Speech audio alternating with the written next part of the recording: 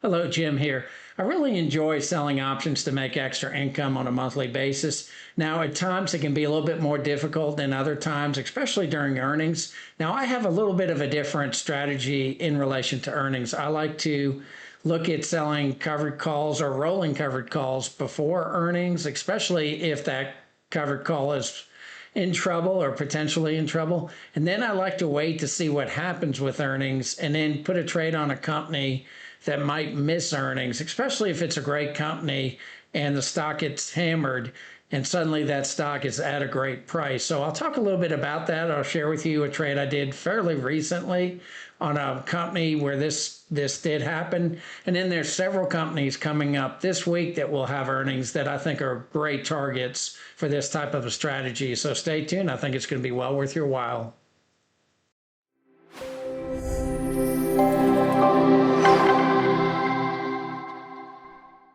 Okay, now the company that got hit hard is Coherent Corp, COHR. They make devices and lasers and things that are used both in many different industries as well as related to AI. So they are one of the companies that produces some of the tools and some of the devices that will be used in this AI renaissance that we're going through. So here you can see they had earnings and they dropped significantly. I believe they dropped almost 25%. They haven't recovered from that drop yet. So I do believe they're still a good buy. Profitability for them is good, but not great. They do have fairly good cash flow. They have fairly good CapEx to sales. Where they're a little bit lacking is gross profit margin, but it is improving. They went from over the last 5 years, they've improved it. So a lot of their profitability is definitely improving. And I think over time, as they grow their profitability, they'll grow into their profitability. Their growth is pretty substantial. They have very good growth, revenue growth, 23%, earnings growth, anywhere from 20 to 60%, depending on what you're looking at. Valuation, they're not really overvalued currently, C plus for valuation. Capital structure, they do have a fair amount of debt, but for a company their size and what they do, it's not crazy. They do have a fair amount of cash to cover the debt. They don't pay dividends. Now, earnings, you could see they did miss GAAP back on 8/13, but they did beat on normalized earnings, and they also beat with revenue surprise. Now, if we look at earnings estimates, they're going to be growing pretty nicely, 459 for 2026 in earnings per share. Then they're going to do 580 in earnings per share for 27, and in 28 they're doing 728. So they're over 4 or 5 years, they're another company that could potentially double. Financials, they're relatively young. So let's see if they're buying back shares. I don't think they are. I think they may still be issuing 155, 153, 150, 130. Yeah, so they're still issuing shares, which isn't surprising for the type of company they are. We can also look at the income statement. And we can see they've been growing. They did have a little bit of a drop between 23 and 24, but between 21 and 22, growth, 19 from 19 to 20, really good growth, and again from 18 to 19. So they had 1 year their growth wasn't quite as good, but pretty much everything you want to see with them. So if I come over to over here, here's the actual trade that I made. And you can see easy investing income. This is a new trade on Coherent Company. And this is what I share with my membership. I make the trade, I post it on Patreon, then I post it on Discord. And then I do encourage members to potentially change it to fit what they need. They might want to go with a wider spread. They might want to go with a cash secured put versus a vertical put credit spread. They might want to take less risk, more risk. But I share how much I made. I share the return. I sold 2 vertical put credit spreads at 80 and 70, expiring on 8/19. Hear a little bit about Coherent Company. It develops, manufactures, markets engineered materials. optoelectronic components and devices and laser systems for the use of industrial communication and electronics. And they do a lot really for data warehouses and stuff, or data warehousing. So then I typically will talk about it. They had earnings last week, 814. They got hammered. I believe they are now fairly priced or a bit oversold. And I could see them trending back up over the coming weeks or months. I ended up with two partial trades. So with Fidelity, it will do partial trade. So the first one went through, and then I was able to push the second one through. And this is why the image below has four legs. So this one of these went through, then the other. So, but this is what I share. If you look at the trade currently, it still brings in quite a bit of premium. And if we go back, picking them up around 80, I think is a pretty good price. I mean, here's 80, a little bit higher. So it's definitely a company you could look at making a trade on. And like I said, I could see them doubling in the next 3 or 4 years.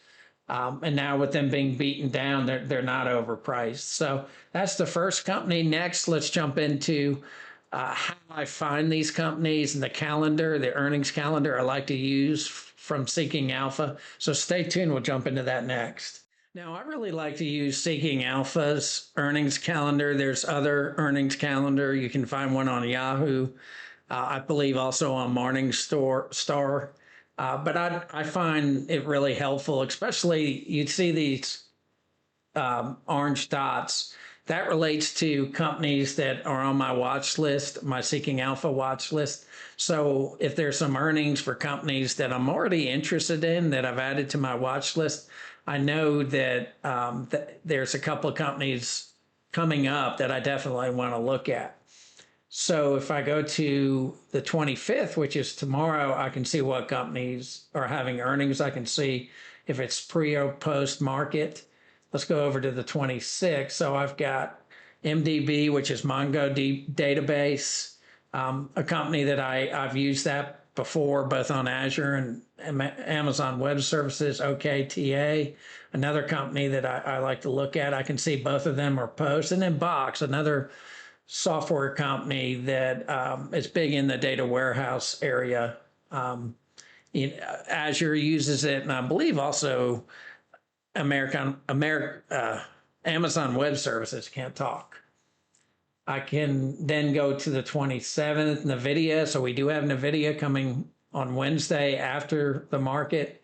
So that's definitely one company I would look at. I could potentially, if NVIDIA has bad numbers or if their guidance is not what people are expecting, the fact that NVIDIA has gone up so much, it's almost priced for perfection. So if they lower their guidance because of maybe stuff going on with China, or just, there's concerns about some of their chips, then they could get hit hard. And they may also be a great opportunity to sell a vertical put credit spread on them after earnings, again, if they drop. Now, the opposite could happen. They could shoot through the roof if they have even better earnings than expected. Now, the one I wanted to look at is also have NetApp, which is another company I really like to work with. And then Pure Storage is another one. I can see they're both post, but NetApp is the one I'm going to talk about. So this is one that I don't believe is overpriced. If we look at the summary, it's, I think it's fairly valued. PE is 14. Earnings is almost $8.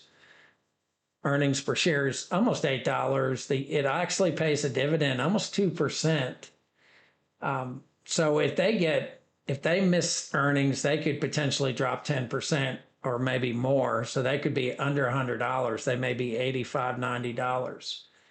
If we let's look at dividends real quick. So they payout is really, really low, which is good. They're not spending a lot of their earnings on payouts for dividends, but at 1.88% with not a great growth rate, but they are definitely growing, isn't bad. I mean, that's an extra nearly 2% that you're earning just by owning them. Growth, they have slower growth. They've been around. They're a little bit more mature than some of the other companies. So growth could be a little bit better. Profitability is really good. I mean, they have 108.51% for return on common equity, return on assets, almost 11%, return on total capital, almost 22%.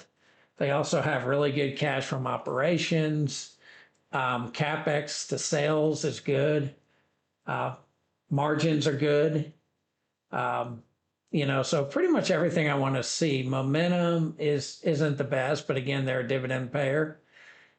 If we look at earnings and how they're going to grow earnings, so they may be doing some cost cutting, which is what I expect. So not bad. They're going from 775 for next year, then the 849, then the 937. So fairly good earnings growth. So I would expect to get a fairly good return. I currently own 100 shares, but I want to pick up another 100. I also like to look at earnings revisions. So up revisions, 7 or 11 up revision, 7 down, revenue 2 up, 14 down. So that could be a little bit better. So there's a lot to like here with the opportunity to own them. Now, if we look at who they are, so NetApp, it provides a range of enterprise software systems and services that customers use to transform their data infrastructures all over the world, pretty much. They have hybrid cloud and public cloud. I've used them both in AWS and Azure. Me being a software developer, it's one tool that I've used, and it's, like I said, it's been around a long time. They have good tools, and they're a well-run company. So let's see if they do take a dive. Even before a dive, we can look to see what a trade would look like for them. We could also see how much open interest they have and overall what they kind of look like. Because again, if they get hammered with earnings coming up, I believe, is it Wednesday too? Yeah, I believe that's also Wednesday. So what I look at now, I might be able to go even like $10 cheaper, because I would not be surprised if they miss earnings that they drop like 10 or 15%. So you could potentially pick them up in the like $100 range, like right here. And then you could maybe sell a put maybe in the 95, 90 range. So let's jump into my trading page, and we'll look at what a setup would look like for this kind of a trade on NetApp. So stay tuned. Let's jump into that next. Okay, here's the setup that I would typically use. And now I like to use vertical put credit spreads. I like to buy the long put for protection. If the stock majorly drops and goes below the long put, meaning here I've got 190, so I'm selling a $100 contract, meaning someone will pay me to have the opportunity to sell me these shares for $100. And then I'm buying a 90 put. So I have the opportunity, if it goes below 90, to put those shares to someone else for $90. And I have to pay for the opportunity to do that. So I'm picking up 145, and then I'd be paying anywhere from 50 cents to 65 cents. Actually, the bid ask on the sell to open would be between 145 and 180. And you can see the bid mid ask for the overall trade for the vertical put credit spread is anywhere from 80 cents to $1.30. Now, if we look at the $100 and we look at the delta, it's right at a 19 delta. So I could say, well, that's still a little too risky. Maybe I want to go a little lower. So I'll go to 99 and we can look at that again. So we're talking 18. Maybe I'll go even a little lower. And that one is a 10 delta, so I went too far. So I could say 98. And that's right at a 16 delta. So that's the closest to a 15 delta. So I'd probably pick that. And then this is where I would look to see. So this would be anywhere from 50 to $1. I might look at, instead of 90, I may go to, well, it looks like I have 85 or 90 or 95. So it looks like it got into the singles after 97. So 97, 98, 99. So I could try 95 5, yeah, so I lose a lot of the premium. So I would go to probably do, oh, wrong one, 88. I'd probably do, I'd have to do a 90 since there's no 88. So I could pick up between 50 and a dollar. And this is where I might say, well, it's worth taking one more dollar risk. So I may go to 99 and 90, and that's getting me between 65 and a dollar 15. And I really, let's see what that is. So that's an 18 delta.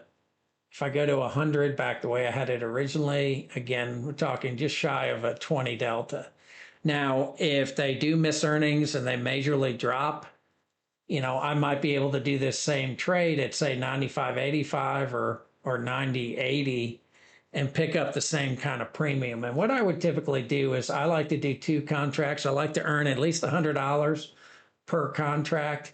And then I'd start with the ask. So I'd go with 130. So I would up this all the way to 130.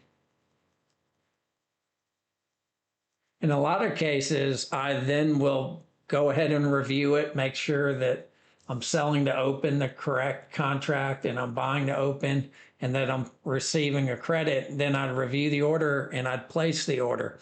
Probably 80% of the time it doesn't go through the first time, but I've had some go through the first time. So I encourage you, especially if it's a fairly busy or it has a lot of open interest and a lot of volume, to go ahead and go as high as you can nearest to the ask. Sometimes I'll go a dollar or two cheaper, like I might go $1.28, which would provide me 256. I review the order, I place the order.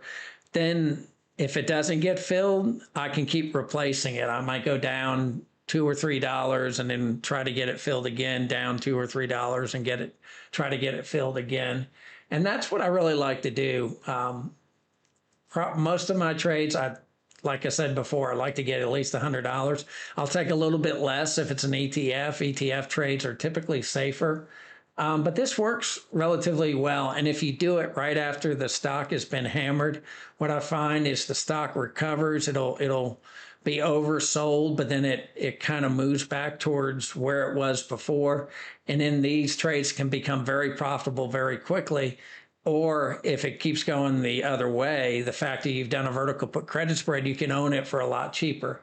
Like I may only do one of these contracts because, again, I already own 100 of them, and I may just do one contract because I really want to own it, and I might even take more risk than this. So this is what I wanted to share with you guys. I really like using earnings that way. So I would sell a covered call. In this case, if it was a covered call and it was right before earnings, the IV it kind of gets into a much higher level, and it's easier to potentially roll a covered call or open up a new covered call, especially if you like your current price or you like what kind of premium you pick up with that particular strike. So let me know what you think. Do you also do something like this with earnings, meaning sell a covered call before earnings or roll a covered call before earnings and then set up a vertical put credit spread after earnings, especially if the company gets hammered? Maybe they slightly miss earnings and only drop a little bit. Now, if they beat earnings and shoot through the roof, I typically will not do a trade on them at that point. So again, let me know what you think. I try to answer all my comments within 48 hours. And as always, thanks for taking the time to watch, and I hope you have a wonderful day.